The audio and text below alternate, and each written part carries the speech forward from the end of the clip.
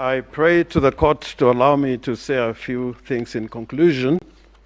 And I'm honored to come after my senior, Mr. Firoz Norji, Senior Counsel.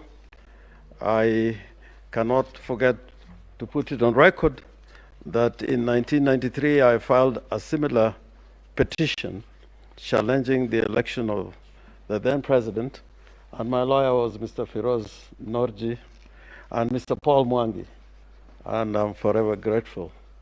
And so was Mr. Paul Mwite, Senior Counsel.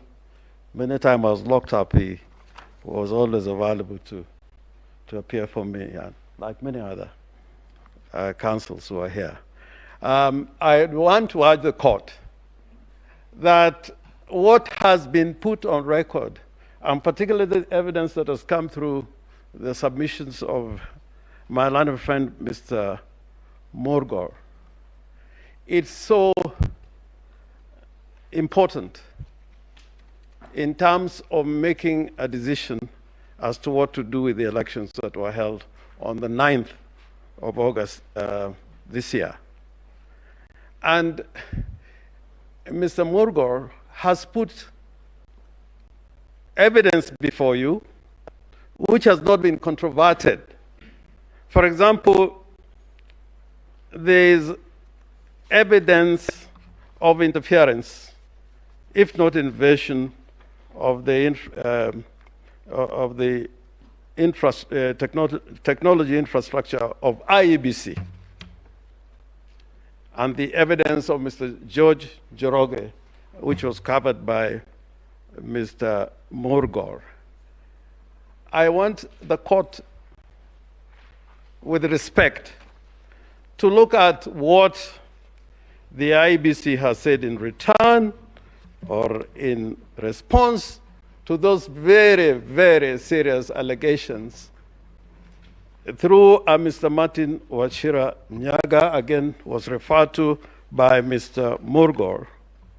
He does not deny the disclosure of the 6 logs from the 6 servers. In his affidavit, he actually acknowledges the logs which speak to access to the servers without authorization.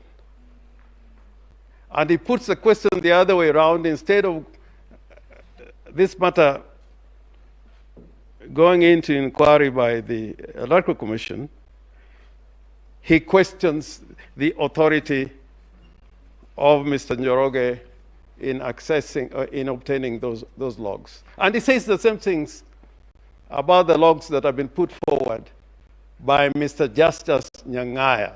The authenticity and integrity of those logs have not been rebutted. We are treated to an explanation in the affidavit of Mr. Wachira, in particular about the generation of Form 34C.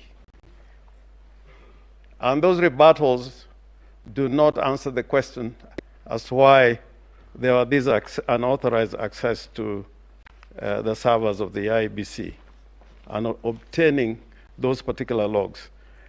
There is also in the bundle, in the evidence through the affidavit of Mr.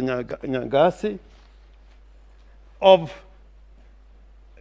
2 Form 34Cs, one generated on the day the results of the elections were declared on the 15th of August, and the one that was generated on the 15th of August 2022 is based on the results obtained at the county level.